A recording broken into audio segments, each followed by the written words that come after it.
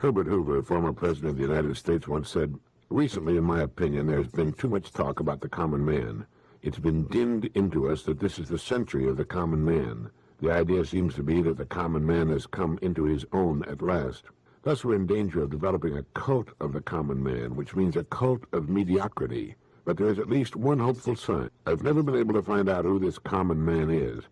In fact, most people, and especially women, will get mad and fight if you try calling them common. This is hopeful because it shows that most people are holding fast to an essential fact of life. We believe in equal opportunity for all, but we know that this includes the opportunity to rise to leadership. In other words, to be uncommon. Let us remember that the great human advances have not been brought about by mediocre men and women. They were brought about by distinctly uncommon people with vital sparks of leadership. Many of the great leaders were, it is true, of humble origin, but that alone was not their greatness. It's a curious fact that when you get sick, you want an uncommon doctor. If your car breaks down, you want an uncommonly good mechanic. When we get into war, we want very much an uncommon admiral and an uncommon general. I've never met a father and mother who did not want their children to grow up to be uncommon men and women. May it always be so. For the future of the country rests not in mediocrity, but in a constant renewal of leadership in every phase of our national life. It's good, isn't it?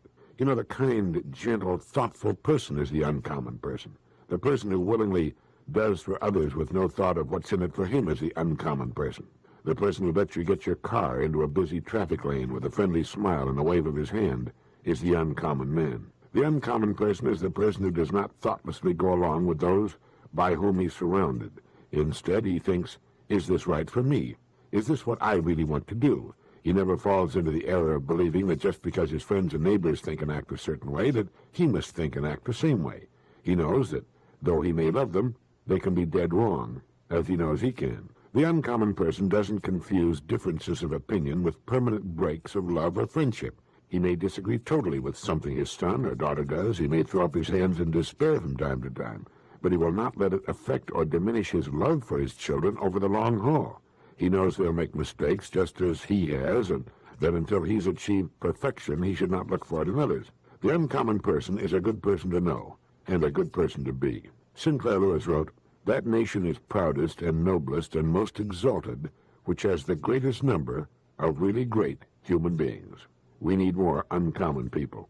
Every person, in establishing the important goals of his life, should ask himself, now, if I establish that as my goal, what will it cost me? Dr. Francis J. Braceland, psychiatrist-in-chief of the country's largest private mental health organization, the Institute of Living in Hartford, Connecticut, stresses that too often goals are established with no thought given to the cost. He says that a considerable proportion of man's illness is a function of his goals, his methods of attaining them, and the conflicts they engender. A man should realize what his actions and goals are costing him. Then, if he chooses, he may even pay for them in pain and disease. Often he'll decide that his values are poor, and that he's been confused, and thence change his direction and his pace. The so-called hard-bitten executive, who has no apparent weaknesses, may be paying for his bravado in some other way, probably physically, or even worse, his wife and children are paying for it. It's a sad thing to see a man make his way to the top and lose his family en route. He can explain to the family that he's really slaving because of them, but they'll often tell him they can do well with fewer material things if they can see more of him. This is particularly important when there are boys in the family. They need a masculine figure to emulate. How should one deal with his family as he climbs his way up the executive ladder? Well, don't put too much stock in trying to make them run like an efficient business organization. Tolstoy had one warning and suggestion. The trouble begins because men sometimes think that you can handle people without love. And you cannot. You can handle things without love. You can carve wood and hammer iron without it, but you cannot deal with people in this fashion. People are like bees. If you handle them roughly, either they will get hurt or you'll get hurt. We can be sure that the greatest hope for maintaining equilibrium in the setting of worthwhile goals and in achieving them in the face of any situation rests within ourselves. Persons who are secure with a transcendental system of values and a deep sense of moral duties are possessors of values which no man and no catastrophe can take from them. Under all circumstances, these people will maintain their peace of mind, their position of human dignity, their self-respect, and their sense of duty. It would be worthwhile, the doctor goes on to say, for each of us to pause and take stock of himself. It would even make our jobs more meaningful. We might even find out, like Brutus, that the trouble is not in our stars, but in ourselves. Good advice. Nothing can be achieved without paying the price for it. Whatever you move over here will have a corresponding effect over there. People seem to often forget this. A man without a goal is like a ship without a rudder, but in choosing his goals, he needs to thoughtfully balance the cost. He must be true to himself, but he must also be true to those he has of his own free will involved in his life. The trouble begins because men sometimes think that you can handle people without love, and you cannot. You can handle things without love. You can carve wood and hammer iron without it, but you cannot deal with people in this fashion and succeed. Creative and productive people are not creative and productive for the benefit of others. It's because they're driven by the need to be creative and productive. They'd be creative and productive if they each lived on a deserted island and simply had to stack what he produced in a big pile with no one benefiting or even aware of what he was doing. You will hear people say that we're happiest when we're serving others, and that's true, but it's not true because of any great altruism on our part. It's true because we experience the joy of producing something. That others benefit from it is fine, but only secondary. It's good to know that others benefit from and enjoy what we produce. There's satisfaction in that, ego satisfaction, and the desire to produce more. If everyone continually rejected our creative or productive efforts, we might become sullen and resentful. We might even stop all efforts for a while. But eventually, we'd begin to produce again in the hope that eventually someone would see the sense of what we're doing. This is the story of the painters who were before their time. Renoir, who was laughed at and rejected not only by the public, but by his own fellow artists. We look at a painting by Renoir today and marvel that anything so fine and beautiful could have ever been an object of scorn. And he painted thousands of paintings. He went right on producing them. When he brought one of his canvases to one of the most eminent Parisian teachers, the expert glanced at the work and said, "You are, I presume, dabbling in paint to amuse yourself." And Renoir replied, "Of course. When it ceases to amuse me, I'll stop painting." Everything he painted delighted him, and he painted everything. Even Manet said to Monet, "Renoir has no talent at all. You who are his friend should tell him kindly to give up painting." A group of artists who were rejected by the establishment of their time formed their own association in self-defense. Do you know who were in that group? They were Degas, Zarl, Monet, Cézanne, and Renoir. 5 of the greatest artists of all time, all doing what they believed in the face of total rejection. Since we're on the subject of Renoir, in his later life he suffered terribly, from rheumatism, especially in his hands. He lived in constant pain, and when Matisse visited the aging painter, he saw that every stroke was causing renewed pain, and he asked, "Why do you still have to work? Why continue to torture yourself?" And Renoir answered, "The pain passes, but the pleasure, the creation of beauty remains." One day when he was 78 and quite famous and successful, finally he said, "I'm still making progress," and the next day he was dead. This is the mark of a creative, productive person. Still making progress, still learning, still producing as long as he lives, despite pain or problems of all kinds. Not producing for the joy or satisfaction of others, but because he must, because it gives him pleasure and satisfaction. On the occasion of his 75th birthday, Mark Van Doren, the American writer, poet, critic, and educator, was interviewed by a reporter for Life magazine, and one of the things he said stuck in my mind. I've saved this. He said, "It takes courage to be happy." And in those 6 words, he said a great deal. Any person can wallow in misery and self-pity. It's easy to rail against the world and its injustices. Easier still to sit down and do nothing, like the famous hound dog with its tail in a crack. But it takes courage to be happy. When he said it takes courage to be happy, he didn't mean happiness today or tomorrow or a week from next Thursday. He meant to be happy as a general, relatively constant way of living. To be a happy person as opposed to a generally unhappy person. And it does take courage, courage of a high order. The world is full, it seems, of the "it's too good to last" or "it's just my kind of luck" people who expect bad luck and rejection as confidently as they expect the sun to rise the next morning. They're people who were given bleak and disappointing starts in life. Man is meant for happiness, and this happiness is in him, in the satisfaction of the daily needs of his existence. Happiness is in the taste, and not in the things themselves. We're happy from possessing what we like, not from possessing what others like. Rudolph Flesch quotes Jane Austen, a passage that I think is very revealing. She wrote, "No temper could be more cheerful than hers, or possess in a greater degree that sanguine expectation of happiness, which is happiness itself." That sanguine expectation of happiness, which is happiness itself. It is in the expectation of happiness that much of happiness itself is found, and it takes courage to expect happiness. All happiness depends on courage and work. I've had many periods of wretchedness, but with energy and above all with illusions, I pulled through them all. Happiness is the only sanction of life. Where happiness fails, Existence remains a mad and lamentable experiment. Contempt for happiness is usually contempt for other people's happiness, and is an elegant disguise for hatred of the human race. The Chinese philosopher Lin Yutang said, "I've always been impressed by the fact that the most studiously avoided subject in Western philosophy is that of happiness." A French philosopher said much the same as did Mark Van Doren. He said, "To live, we must conquer incessantly. We must have the courage to be happy." We've all seen people seriously handicapped in one way or another who are wonderfully cheerful and happy people, and we've wondered how they do it. We've said to ourselves, "I don't think I could be happy if I had his or her affliction." These people are happy because they're courageous, and because they don't like the alternative. Robert Louis Stevenson, a real expert in the happiness department, despite his affliction, said, "There's no duty we so much underrate as the duty of being happy." One of the enriching blessings of growing older all the time is that it has a way of improving one's sense of humor, or at least it should. The person without a good sense of humor is a person to avoid as though he were a known carrier of the bubonic plague. Horace Walpole once said, "I have never yet seen or heard anything serious that was not ridiculous." Now take your time on that one, but the longer you think about it, the truer and the funnier it becomes. It's worth repeating. I have never yet seen or heard anything serious that was not ridiculous. And Samuel Butler said, "The one serious conviction that a man should have is that nothing is to be taken seriously. It's been said that seriousness is the only refuge of the shallow." Oscar Wilde said, "It's a curious fact that the worst work is always done with the best intentions, and that people are never so trivial as when they take themselves very seriously." I remember when I was in the service, the toughest job I had was to keep from laughing at the wrong times. During an admiral's inspection, for example. There's nothing funnier than the seriousness of the military, especially high-ranking military. The fancy costumes, the panoply, the shining sabers, the serious faces, it was all to me hilariously funny. As Oscar Wilde said, people are never so trivial as when they take themselves very seriously. We can be serious about situations. When a youngster is ill or hurt, or somebody says the wrong thing to your wife, you can get very serious about the situation in a hurry. But that's not taking ourselves seriously. That's different. The thing that bothered me about Hemingway, as much as I admired his work, and still do, was that I thought he tended to take himself too seriously. He didn't seem to be able to laugh at himself, and I think he suffered, I think his work suffered, from this flaw in his character. I found it a good rule of thumb to be slightly suspicious of anyone who takes himself too seriously.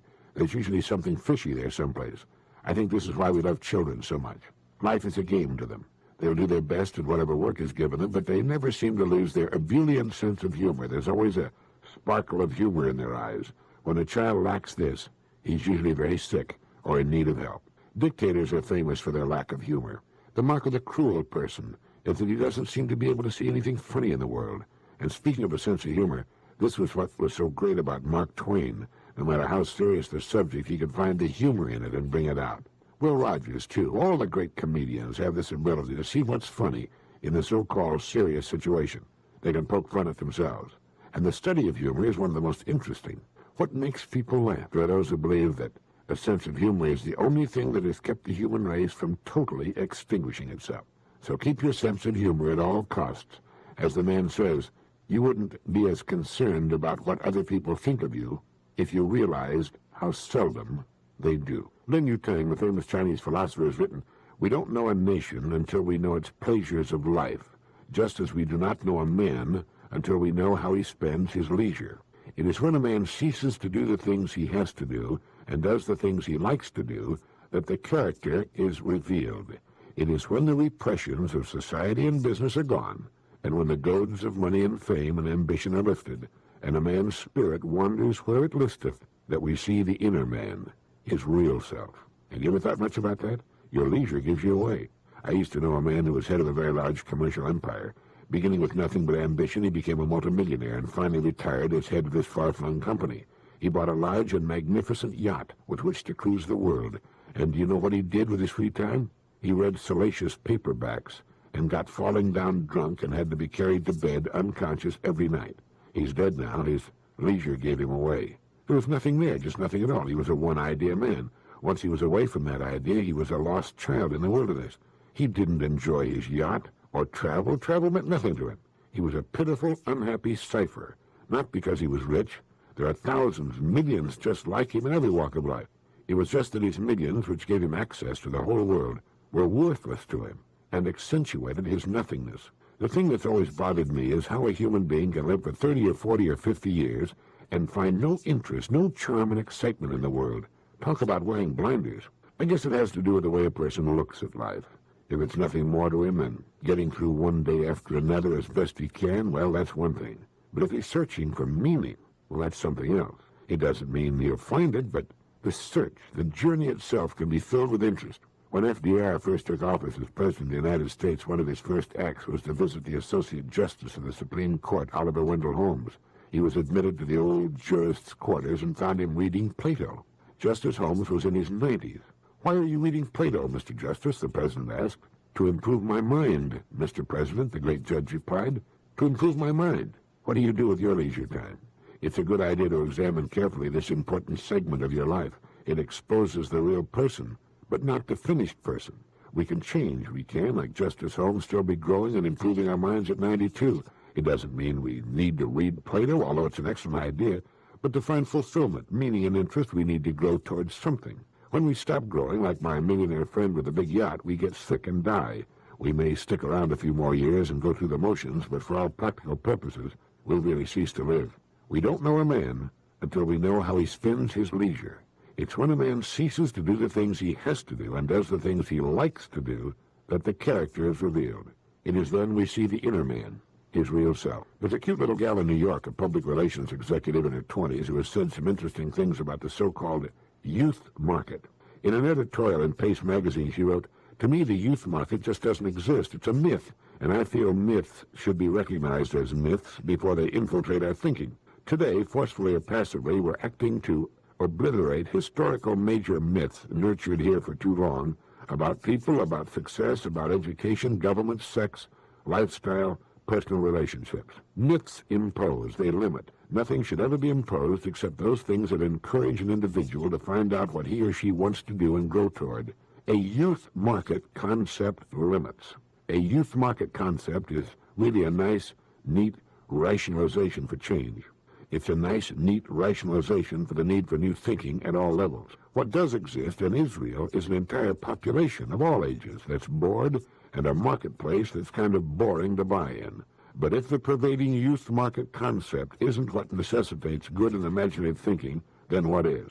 Well, I call it, she writes, the avant-garde buyer, a contemporary buyer in a contemporary marketplace. There are no age limits, but a need for quality. An avant-garde buyer is anyone who would enjoy seeing good thinking applied to the marketplace, anyone who wants what's good and imaginative in design, manufacture, function, promotion. Manufacturers, management, advertisers, retailers miss this completely. Their youth-oriented products, promotion, and advertising campaigns are usually out of date or not risky enough to appeal. They use methods the avant-garde buyer sees through.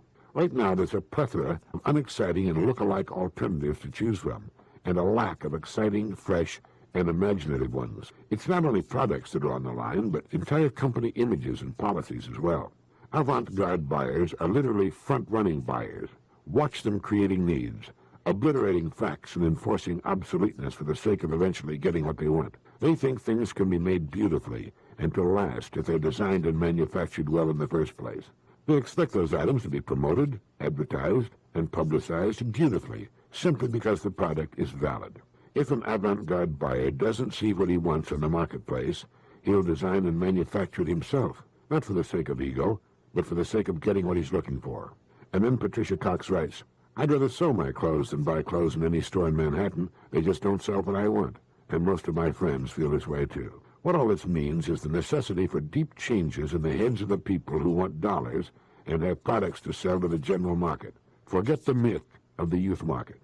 People who are lured by the so-called youth market run the risk of trying to turn on an entire market that has no artificial age dividers, a contemporary market composed of avant-garde buyers who relish quality. I took my small son and one of his young friends on a 4-day trip to northern Michigan to the cottage of my old friend Bud Irish of Saginaw. Just the two young boys and me to fish and boat on the lake, take long walks, and swim in the crystal clear, clean water on the sandy beach. I'd fix us a big breakfast every morning and provide the sandwiches at midday, and in the evening we'd drive to a nearby village for a big dinner. Most of the time I spent putting worms on tiny hooks and unhooking bluegills and perch and tossing them back into the lake. The boys loved it and gave me time to get away from the city and think. I took along a couple of good books, one of which I'd like to mention now. Beyond the Observatory by the distinguished emeritus professor of astronomy at Harvard University, Harlow Shapley. Much more than a great scientist, he's a humanitarian and philosopher.